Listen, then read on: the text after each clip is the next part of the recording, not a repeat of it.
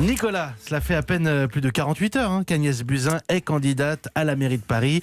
Et selon vous, Nicolas Béthou, beaucoup de choses ont déjà changé. Oui, insensiblement, tout est devenu différent. Et d'abord, bien sûr, l'ambiance qui, depuis un mois, était lourde au QG de campagne de Benjamin Griveaux.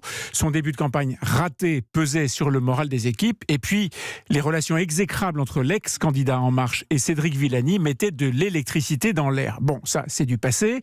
Et tout le monde a remarqué avec quelle application Agnès Buzyn mettait en avant sa bienveillance, son calme, son écoute. Bon, mais enfin, Cédric Villani ne renonce pas pour autant. C'est vrai, mais les mots choisis désormais par les deux camps, les gestes mis en avant depuis dimanche, ont un sens. Alors que le mathématicien détestait le champion déchu de la Macronie, il ne perd plus une occasion de dire son respect, son estime pour Agnès Buzyn, avec qui il a des échanges cordiaux. Bref, tout devient possible. Mais pas avant le premier tour des municipales, je suppose. Alors non, bien sûr, mais à la guerre de tranchées du premier tour pourra succéder une guerre de mouvement, de quoi dessiner les alliances de second tour indispensables à tous les candidats parisiens pour gagner la mairie. Bon, on verra bien.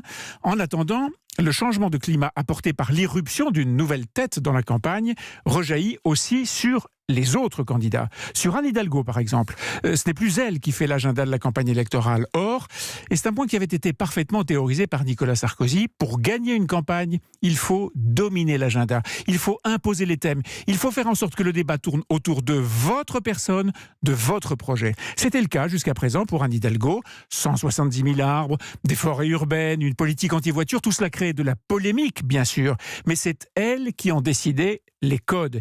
Eh bien, non seulement la maire de Paris n'a plus la vedette, c'est Agnès Buzyn, la petite nouvelle, qui capte les médias, bien sûr, mais en plus, son programme n'est plus la référence. Qu'est-ce qui a changé ? Une chose, l'abandon du transfert de la gare de l'Est et du projet de création d'un Central Park. Avec cette proposition choc et totalement controversée, Benjamin Griveaux avait cherché à se mettre au niveau des grands projets plus verts que verts d'Anne Hidalgo. Il allait la défier sur son terrain en adoptant ses armes à elle.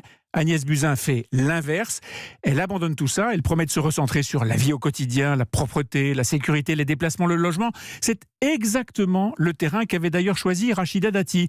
Parler non pas de projets pharaoniques, mais de la vraie vie, au jour le jour, celle des Parisiens. Ça lui avait permis de faire une jolie percée dans les sondages.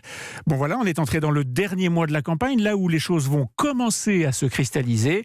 Buzyn, Dati, c'est peut-être elles qui vont en donner le tempo.